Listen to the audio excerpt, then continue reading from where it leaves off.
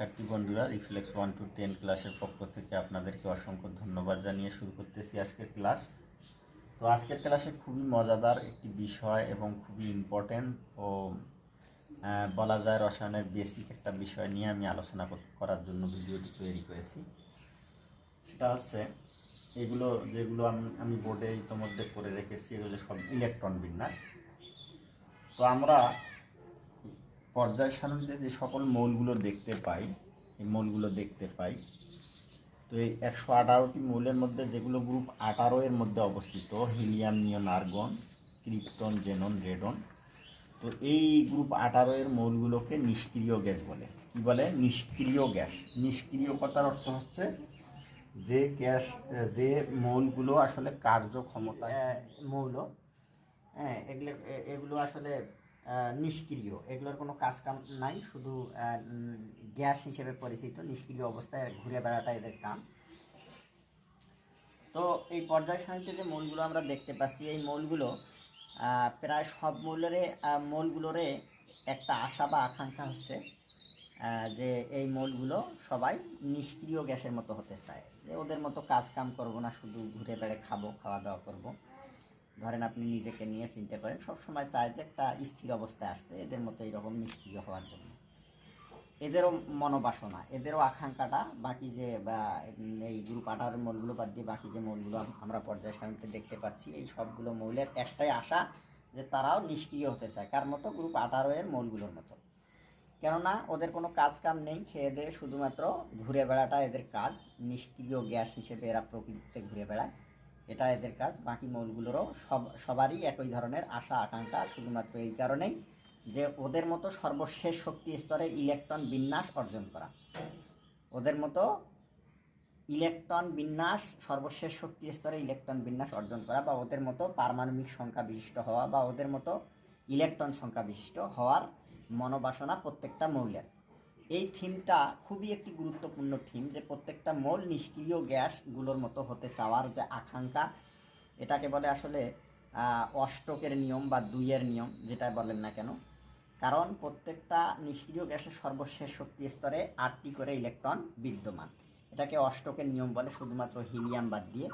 হিলিয়ামের 2টি, এটাকে আবার 2-এর নিয়মও অনেকে বলে। 2-এর নিয়ম কথার অর্থ হচ্ছে সর্বশেষ শক্তি স্তরে জোড়া সংখ্যক ইলেকট্রন থাকবে, এটা হচ্ছে 2-এর নিয়ম।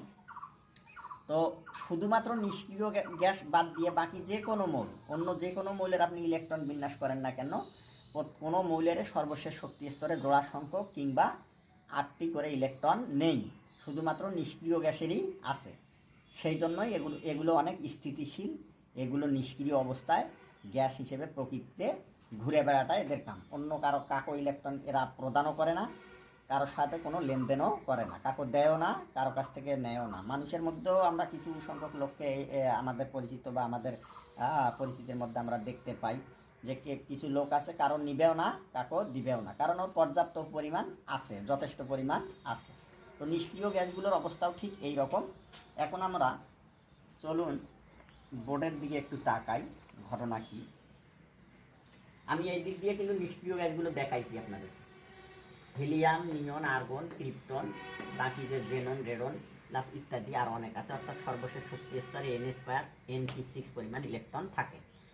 n² বলতে আপনারা একটু লক্ষ্য করেন যে এখানে 2টা আছে হিলিয়াম, বাকি সবগুলোর শেষে দেখেন 6 আর 2 8। এটা যদি গাঠনিক সংকেত বা চিত্র আকারে দেখা যায়, তো সর্বশেষ শক্তি স্তরে দেখেন 8টি আছে। কয়টি আছে? 8টি আছে সর্বশেষ শক্তি স্তরে। আর তো এখানে দেখেন যে আর্গনের 18, নিয়নের 10, নিয়নের পারমাণবিক সংখ্যা 10। এখানে সর্বশেষ শক্তি স্তর হচ্ছে দ্বিতীয় শক্তি স্তর, এবং এখানে দেখেন দ্বিতীয় শক্তি স্তরে এস এবং পি অরবিটাল, 2টার সমষ্টি মিলে 8টি ইলেকট্রন আছে। এখানে আবার দেখেন আর্গনের 18, তৃতীয় শক্তি স্তর, 3 নম্বর প্রধান শক্তি স্তর, 2টি অরবিটাল এস এবং পি, এবং 2টা মিলে 6 আর 2 8টি ইলেকট্রন আছে। গাঠনিক সংকেত মোটামুটি এইরকম চিত্র আকারে দেখালে যে সর্বশেষ শক্তি স্তর 2 4 6 8 অথবা জোড়া সংখ্যক ইলেকট্রন বিদ্যমান। তো প্রত্যেকটা মৌলের, প্রিয় শিক্ষার্থী, প্রত্যেকটা মৌলের বাকিগুলো একই হবে, সর্বশেষ শক্তি স্তরে 8টি করে ইলেকট্রন হবে। এভাবে প্রিয় শিক্ষার্থী বন্ধুরা প্রত্যেকটা মৌলের সর্বশেষ শক্তি স্তরে তারা এরকম নিষ্ক্রিয় গ্যাসগুলোর মতো ইলেকট্রন বিন্যাস অর্জন করতে চায় বা ইলেকট্রন নিতে চায়, অর্জন করতে চায়, যদিও সেটা কিছু ত্যাগ করে হোক অথবা গ্রহণ করে হোক। তো দেখেন এখানে সোডিয়াম 11, সোডিয়াম 11, এর সর্বশেষ শক্তি স্তরে একটি ইলেকট্রন, তৃতীয় শক্তি স্তর প্রধান শক্তির স্তরে অরবিটাল এস আছে একটি ইলেকট্রন, সুতরাং এটি গ্রুপ 1 পর্যায়ের মূল, গ্রুপ 1 পর্যায়ের। আবার লিথিয়াম দেখেন সর্বশেষ শেষ শক্তি স্তরে একটি ইলেকট্রন, হাইড্রোজেন দেখেন সর্বশেষ শক্তি স্তরে একটি ইলেকট্রন, পটাশিয়াম সর্বশেষ শক্তি স্তরে একটি ইলেকট্রন, বাকি যে রুবিডিয়াম আছে, সিজিয়াম আছে, ফ্রান্সিয়াম আছে, বাকিগুলো একই ওই গ্রুপ 1-এর মৌল। বাকি যত গ্রুপ 1-এর যত মৌল আছে সবগুলোরই সর্বশেষ শক্তি স্তরে একটি করে ইলেকট্রন থাকবে এবং ইলেকট্রন বিন্যাস অনুযায়ী পর্যায় সারণীতে মৌলগুলোকে সাজানো হয়েছে। তাহলে আমরা একটু চিন্তা করলে দেখি যে গ্রুপ 2-এর মৌলগুলোতে কি সর্বশেষ শক্তি স্তরে 2টি করে ইলেকট্রন আছে? হ্যাঁ প্রিয় শিক্ষার্থী বন্ধুরা, দেখেন গ্রুপ 2 আপনি পর্যায় সারণীতে সামনে নিয়ে দেখেন, গ্রুপ 2-এ বেরিলিয়াম আছে, ম্যাগনেসিয়াম আছে, আমি দুইটা করে দেখাইছি।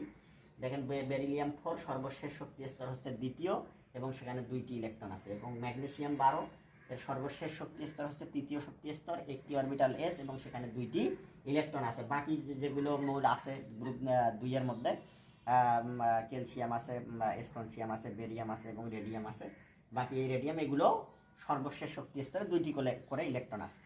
তো আরেকটু আমরা চিন্তা করে দেখি, তাহলে কি গ্রুপ 3-এর সর্বশেষ শক্তি স্তর প্রত্যেকটা পরমাণুর সর্বশেষ শক্তি স্তরে ইলেকট্রন বিন্যাসের সর্বশেষ শক্তি স্তরে কি 3টি করে ইলেকট্রন আছে? অবশ্যই আছে। তার আমি আরেকটা 5 গ্রুপ 5-এ গ্রুপ 13-এ করে দেখাইছি। দেখেন গ্রুপ 13-এ বলতে ব্রোন 5, 1s2 2s2 2p6 সর্বশেষ শক্তি স্তরে 3টি ইলেকট্রন বিদ্যমান। তাহলে এটা কোন গ্রুপের মৌল? তাহলে আমরা জানি যে সকল পরমাণুর ইলেকট্রন বিন্যাসের সর্বশেষ শক্তি স্তরে এস এবং পি অরবিটাল আছে, সেই এস এবং পি অরবিটালে যতটা ইলেকট্রন থাকে ওই ইলেকট্রন যেমন এখানে 2টা আছে এবং এখানে একটা আছে, তার সঙ্গে যদি আমরা 2 + 1 + 10 করি তাহলে 2 আর 1 3 আর 10 13 গ্রুপের মৌল। আমরা এটা জানি। পূর্বে আমি ইলেকট্রন বিন্যাস অনুযায়ী মৌলসমূহের পর্যায় সারণীতে স্থান কিভাবে নির্ণয় করতে হবে সম্পর্কে আমি ভিডিওটি আপলোড দিয়েছি, সেখানে দেখলে আপনাদের এই ব্যাপারে আর কোনো সমস্যা থাকবে না বলে আমি আশা করি। তো এখানে দেখেন এটা তাহলে 2 আর 1 3 এর সঙ্গে 10 যোগ করবো, যেহেতু এস এবং পি অরবিটাল আছে সর্বশেষ শক্তি, তাহলে গ্রুপ 13-এর মৌল। বাকি এই গ্রুপ 13-এর যত মৌল আছে, যেমন বোরনের পর অ্যালুমিনিয়াম আছে, অ্যালুমিনিয়ামেরও সর্বশেষ শক্তি স্তরে 3, গ্যালিয়াম, ইন্ডিয়াম, হেলিয়াম, বাকি যত মৌল আছে গ্রুপ 13-এর মধ্যে সবগুলোর সর্বশেষ শক্তি স্তরে 3টি করে ইলেকট্রন বিদ্যমান। তাহলে 14-তে 4টি, 15-তে 5টি, 16-তে 6টি, 17-তে 7টি এবং 18-তে 8টি করে ইলেকট্রন বিদ্যমান। তার মানে গ্রুপ 1-এ যত মৌল আছে সবগুলোর সর্বশেষ শক্তি স্তরে একটি ইলেকট্রন আছে, গ্রুপ 2-এ 2টি, গ্রুপ 3-এ 3টি, গ্রুপ 13-এ 3টি, গ্রুপ 14-এ 4টি, গ্রুপ 15-এ 5টি এবং গ্রুপ 16-এ 6টি, 17-এ 7টি এবং 18-তে 8টি করে ইলেকট্রন বিদ্যমান। এই বিষয়টা শুধু আপনারা মাথায় রাখবেন যে ইলেকট্রন বিন্যাস অনুযায়ী বা পরমাণুর মানে কিভাবে পর্যায় সারণীতে গ্রুপ নির্ধারণ করা হলো, পর্যায় নির্ধারণ করা হলো, এই বিষয়টা আপনারা মাথায় রাখবেন। তো যেটা বলতে চাইছিলাম যে সকল মৌলের একটাই আশা যে তারা নিষ্ক্রিয় গ্যাস, যে সকল মৌলের পরমাণুর ইলেকট্রন বিন্যাসের সর্বশেষ শক্তি স্তরে 8টি করে ইলেকট্রন বিদ্যমান, অর্থাৎ নিষ্ক্রিয় গ্যাসগুলোর মতো সকল মৌলের আশা আকাঙ্ক্ষা যে তারা ওই রকম হতে চায়। এই বিষয়টা আপনারা মাথায় রাখবেন। তো আমাদের একটা জিনিস মাথায় রাখতে হবে যে সকল মৌলের ইলেকট্রন বিন্যাসের সর্বশেষ শক্তি স্তরে এস এবং পি অরবিটালে ইলেকট্রন যায়, সে সকল মৌলগুলোকে পর্যায় সারণীতে গ্রুপ 1, গ্রুপ 2 এবং 13 থেকে 18 পর্যন্ত, গ্রুপ 1, 2 এবং 13 থেকে 18 পর্যন্ত এই মোট 8টি গ্রুপে স্থান দেওয়া হয়েছে।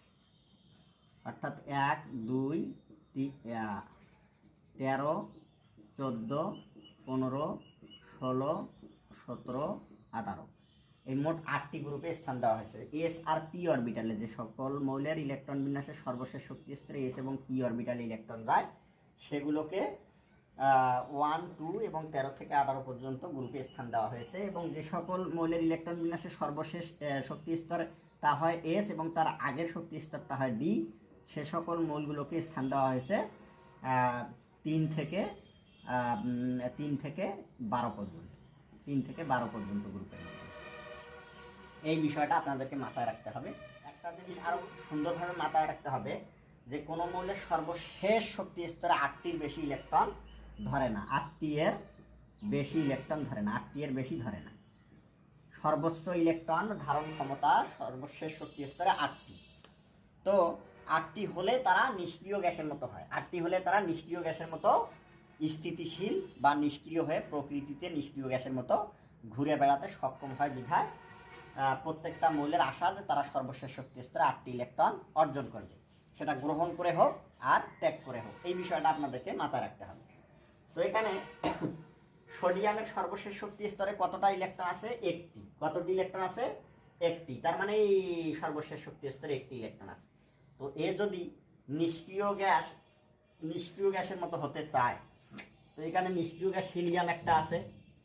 তো দেখতেছে হিলিয়াম আর সোডিয়াম, দেখতেছে হিলিয়ামের মতো যদি আমি হতে চাই, তো হিলিয়ামে সর্বশেষ শক্তি স্তরে মাত্র 2টা ইলেকট্রন বিদ্যমান। আর আমি যদি হিলিয়ামের মতো হতে চাই, তো সোডিয়াম চিন্তা করতেছে তাহলে আমাকে কতটা ইলেকট্রন ত্যাগ করতে হবে? 1টি। তার মানে এই যে দ্বিতীয় শক্তি স্তরে আছে 8টি, 8 আর 1 9টি ইলেকট্রন তাকে এরকম কি করতে হবে? ওকে এরকম ত্যাগ করতে হবে। তো প্রিয় শিক্ষার্থী বন্ধুরা, তাদের এই একটি ইলেকট্রনের বন্ধন ভাঙতে প্রচুর পরিমাণ শক্তির প্রয়োজন, প্রচুর পরিমাণ শক্তির প্রয়োজন এবং অনেক কষ্টসাধ্য একটি ব্যাপার। অর্থাৎ আপনি আপনার অঙ্গ থেকে যদি আপনার একটা আঙ্গুল কেটে ফেলেন, আপনার কীরকম কষ্ট বা আপনাকে কীরকম খারাপ লাগতে পারে। তো এরকম একটা পরমাণুও তার মধ্য থেকে এরকম একটা ইলেকট্রন পরমাণু থেকে অপসারণ করতে প্রচুর পরিমাণ শক্তির প্রয়োজন। তো সোডিয়ামের হিলিয়ামের মতো হওয়ার স্বপ্নটা দেখা এটা বৃথা একটা স্বপ্ন বললে চলে। যার কারণে সোডিয়াম চিন্তা করবে কি নিয়নের, এবার দেখবে যে তার কাছাকাছি কে আছে, অর্থাৎ নিয়নের সর্বশেষ শক্তি স্তরে 8টি ইলেকট্রন বিদ্যমান এবং এর ইলেকট্রন সংখ্যা বা পারমাণবিক সংখ্যা 10। সুতরাং সোডিয়াম চিন্তা করতেছে যে আমি হুবহু নিয়নের মতো হওয়াটাই আমার কাছে অনেক সহজ। আমি কষ্ট করে যদি আমার সর্বশেষ শক্তি স্তর থেকে একটি ইলেকট্রন যদি ছেড়ে দিতে পারি, ত্যাগ করতে পারি, তো আমি কার মতো হচ্ছি? নিয়নের মতো হচ্ছি। সুতরাং আমিও ওই নিয়নের মতো নিষ্ক্রিয় গ্যাসের মতো আমি প্রকৃতিতে ঘুরে বেড়াতে পারতেছি। তো সোডিয়াম সবসময় চাবে কি? নিয়নের মতো হতে চাবে সবসময়। কার মতো হতে চাবে? নিয়নের মতো হতে চাবে। তো সোডিয়ামের অথবা আর একটা দেখেন যে সে যদি তার সর্বশেষ শক্তি স্তরে আরও 7টি ইলেকট্রন গ্রহণ করে, তাহলে সে কি হবে? তার সর্বশেষ শক্তি স্তরে সে আর্গনের মতো হবে। কার মতো হবে? আর্গনের মতো হবে। অর্থাৎ তার ইলেকট্রন সংখ্যা সর্বশেষ শক্তি স্তরে 8টি হলে ভিতরে আছে 10 আর 8 18টি হবে। তো তার 7টা গ্রহণ করা সহজ না একটা ত্যাগ করা সহজ? তার 7টা গ্রহণ করা সহজ না একটি ত্যাগ করা সহজ? আপনারা নিজেকে নিজে প্রশ্ন করেন। সোডিয়াম যদি একটি গ্রহণ করুক আর ত্যাগ করুক, যেটাই করুক না কেন প্রচুর পরিমাণ শক্তির প্রয়োজন। যদি তাকে ইলেকট্রন অন্য পরমাণু থেকে গ্রহণ করে, তো অন্য পরমাণু থেকে সেটা অপসারণ করতে হবে, নিতে হবে। তো কেউ ত্যাগ করবে না অত ইলেকট্রন একসঙ্গে। তো সোডিয়াম চিন্তা করতেছে তাহলে আমার একটা ইলেকট্রন ত্যাগ করা সহজ। সুতরাং সোডিয়াম একটি ইলেকট্রন ত্যাগ করবে। সে ত্যাগ করার জন্য সর্বাবস্থায় প্রস্তুত থাকাটাই স্বাভাবিক, যেহেতু ত্যাগ করলে সে নিষ্ক্রিয় গ্যাসের মতো ইলেকট্রন বিন্যাস অর্জন করতেছে বা সর্বশেষ শক্তি স্তরে 8টি ইলেকট্রন অর্জন করতেছে। সুতরাং সোডিয়াম সবসময় ইলেকট্রন ত্যাগ করতে প্রস্তুত। অনুরূপভাবে যদি আমরা ক্লোরিন চিন্তা করি, ক্লোরিনের সূত্র হলো 1s² 2s² 2p 6 3s² 3p কি 6 আর 4 10 আর 2 12 3p 6 আর 4 10 আর 2 12 3p 5 ক্লোরিনের সর্বশেষ শক্তি স্তরে আবার 7টি ইলেকট্রন বিদ্যমান। তো ক্লোরিন কি করবে? যে আমার তো সর্বশেষ শক্তি স্তরে 7টি আছে, তার মানে আমি যদি কোনো না কোনো এক জায়গা থেকে কোনো মৌলের পরমাণু থেকে একটি ইলেকট্রন গ্রহণ করতে পারি, তো আমি নিষ্ক্রিয় গ্যাসের মতো সর্বশেষ শক্তি স্তরে 8টি ইলেকট্রন অর্জন করতে পারবো। অনুরূপভাবে তাহলে ঠিক সোডিয়াম যদি পজিটিভ হয়, ক্লোরিন সম্পূর্ণ তার বিপরীত, সে আবার একটা ইলেকট্রন গ্রহণের জন্য প্রস্তুত, আর সোডিয়াম একটা ইলেকট্রন ত্যাগ করার জন্য প্রস্তুত। এই থিমটি আপনাদের মাথায় আমি দিতে চাচ্ছি যে সোডিয়াম ইলেকট্রন ত্যাগের জন্য প্রস্তুত। কেননা সে চাচ্ছে যে সেও নিষ্ক্রিয় গ্যাসের মতো সর্বশেষ শক্তি স্তরে 8টি ইলেকট্রন পূরণ করবে। অনুরূপভাবে ক্লোরিনও চাচ্ছে যে সর্বশেষ শক্তি স্তরে তার 7টি ইলেকট্রন, সে যদি 7টি ত্যাগ করতে চায়, তার প্রচুর পরিমাণে শক্তির প্রয়োজন, তাহলে তার একটি গ্রহণ করলে, আবার মাত্র একটি, 7টি আছে আর একটি গ্রহণ করলে সে নিষ্ক্রিয় গ্যাসের মতো 8টি ইলেকট্রন অর্জন করতেছে। অনুরূপভাবে সোডিয়াম যদি 7টি গ্রহণ করাটা তার জন্য অনেক কঠিন, সে একটি ত্যাগ করাটাই তার কাছে সহজ, এই জন্য সে একটা ত্যাগ করার জন্য সর্বাবস্থায় পৌঁছতে এবং একটা ত্যাগ করতে পারলেই সে নিষ্ক্রিয় গ্যাসের মতো সর্বশেষ শক্তি স্তরে 8টি ইলেকট্রন অর্জন করতেছে। তার মানে সোডিয়ামের ঠিক বিপরীত ক্লোরিন। এখন কোনো ক্রমে যদি এদের দুইজনের দেখা হয়, সোডিয়াম এবং ক্লোরিনের যদি দেখা হয় কোনো ক্রমে, তো তারা কি স্বেচ্ছায় সোডিয়াম ও ক্লোরিনকে পেয়ে খুশি হবে না? সোডিয়াম যদি ক্লোরিনকে পায়, ভাই কই আসলি এত, বা ক্লোরিন যদি সোডিয়ামকে দে, কি মাত্র তোর সর্বশেষ শক্তি স্তরে 1টি ইলেকট্রন, তা তুই ওইটা আমাকে দে। ক্লোরিন আবার কি বলবে যে আমার 7টি আছে, তোর ওইটা দিলে আমার 8টা হয়ে যায়। সোডিয়ামও বলবে যে আমার একটা নেওয়ার লোক নাই, তাহলে ঠিক আছে তুমি নাও, আমারও সর্বশেষ শক্তি স্তরে 8টি হয়, অর্থাৎ আমিও নিষ্ক্রিয় গ্যাসগুলো। তো এই ছিল প্রিয় শিক্ষার্থী বন্ধুরা আজকের ভিডিও। সবাই ভালো থাকবেন। আসসালামু আলাইকুম।